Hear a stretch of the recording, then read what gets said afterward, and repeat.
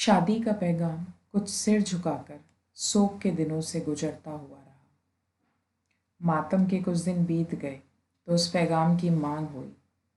रस्म हो, लेकिन बहुत साधारण सी, कोई चहल पहल ना हो। वैसा ही हुआ। सिर्फ मुक्ता की माँ ने कुछ रस्में जो अंदर बैठकर की जा सकती थी वे चुपके से कर ली। और मुक्ता जब हवन की अग्नि के पास से उठकर सवेरे के पहरों में दिलीप राय के साथ उसके घर आई, कुछ थोड़ी सी रस्में जो अंदर बैठकर की जा सकती थी दिलीप की माँ ने कर ली। एक छोटी सी रस्म थी जो मुक्ता की रिश्ते में ननद लगने वाली लड़की ने अपने कोई 1 बरस के बच्चे को मुक्ता की गोद में बिठाकर की, जिसके साथ 2-3 औरतें वह परंपरागत गीत गाने लगी जो जैसे अवसर पर नववधु के वंश को बढ़ाने की आशा के लिए गाया जाता है। मुक्ता के सिर का पल्ला जरा नीचा सा था, पर परंपरागत घूंघट जैसा नहीं था। उसने सिर झुकाकर गोद में पड़े हुए बच्चे को देखा तो उसकी आंखें एक खौफ से फैल गईं। लगा किसी ने अचानक एक मरा हुआ बच्चा उसकी गोद में डाल दिया। गोद का बच्चा टुकुर टुकुर देख रहा था, परंतु निश्चल था। नए हाथ के स्पर्श से भी विचल नहीं हो रहा था। शायद मुक्ता की बाहों में पड़ी हुई लाल रंग की हाथी दांत की चूड़ियों को नए खिलौने की तरह देख रहा था। 2-3 औरतें वह गीत गा रही थी, पर भरी हुई आवाज से गीत के सारे अक्षर टूटे हुए पंखों की तरह हवा में हिलते रहे। दिलीप राय की माँ इस शुभ अवसर पर कोई अपशगुन नहीं करना चाहती थी, इसलिए आंखों का पानी आंखों में ही लौटा दिया।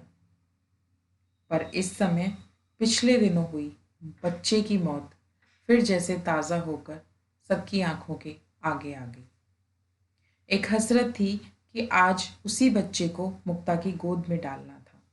मुक्ता ने औरों की तरह उस बच्चे की मौत नहीं देखी थी, पर इस समय सबसे ज़्यादा उसे ही लगा जैसे वही मरा हुआ बच्चा इस समय उसकी गोद में हो, और उसे लगा एक लाश है जो शायद हमेशा उसकी गोद में पड़ी रहेगी।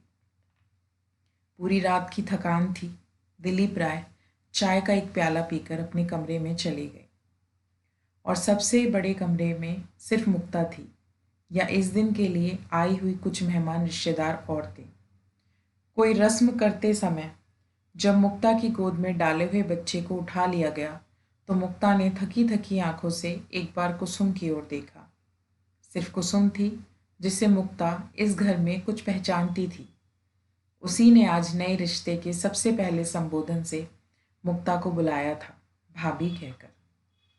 कुसुम ने दिलीप राय की माँ की ओर देखा, कहा, चाची, भाभी के लिए सारी रात का जागरण रहा होगा।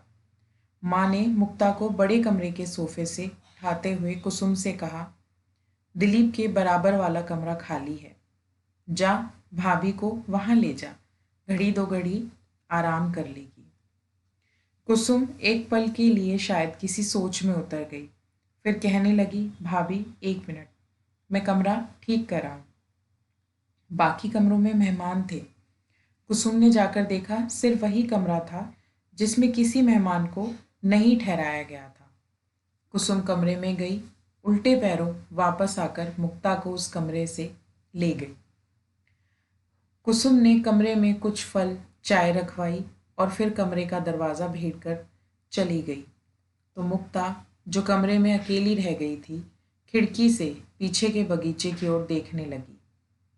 बिल्कुल बराबर वाले कमरे में दिलीप राय थे, बहुत पास पर पूरी एक दीवार की दूरी पर। कुसुम ने ही उस कमरे के आगे से गुजरते हुए बताया था, भाभी आपका असल कमरा यह है, और हंसते हुए मुक्ता के कान के पास मुंह करके कहा था, पर रात को असल कमरा बनेगा। कमरा बगीचे से बिल्कुल सटा हुआ होने के कारण बड़ी ताज़ा हवा से भरा हुआ था। हवा में हल्की सी महक थी। मुक्ता ने बराबर के कमरे में सोए हुए दिलीप राय के एहसास को सांसों में महसूस करना चाहा, पर लगा वह एहसास अभी अजनबी है, सांसों में महसूस नहीं हो रहा है, शायद बगीचे की हवा से भी ज़्यादा अजनबी। और मुक्ता थकी हुई कमरे के पलंग पर बैठने ही लगी थी कि अचानक ख्याल आया, कुसुम 1 मिनट के लिए इस कमरे में आई थी। माँ ने कहा था कमरा तैयार है। वह फिर भी अकेली आई थी और मुक्ता ने कमरे की चारों दीवारों की ओर देखा और उठकर कमरे की अलमारी खोली। अलमारी अलमारी खाली थी। सिर्फ एक तस्वीर थी, शीशे में जड़ी हुई, जो एक खाने में उल्टी पड़ी हुई थी। लगा जो ख्याल था ठीक था। कुसुम को ज़रूर पता रहा होगा कि यह कमरा उस बच्चे का होता था। कुसुम के मन की यह कोमल सी जगह जैसे मुक्ता के हाथों को स्पर्श कर गई। उसने कांपते हाथों से यह तस्वीर उठाई, देखा बच्चे की तस्वीर थी और जाना कि यह ज़रूर दीवार पर लगी होगी, जिसे उस अभी कुछ मिनट पहले कुसुम ने उतारकर अलमारी में रखा है। मुक्ता ने फिर कमरे की दीवार की ओर देखा। एक ओर उभरी हुई लकड़ी की पट्टी थी, जिस पर लगी हुई कील बड़ी अकेली सी खाली सी खड़ी थी। मुक्ता ने एक गहरी सांस ली और बाहें ऊंची करके उस तस्वीर को फिर उस कील पर टांग दिया।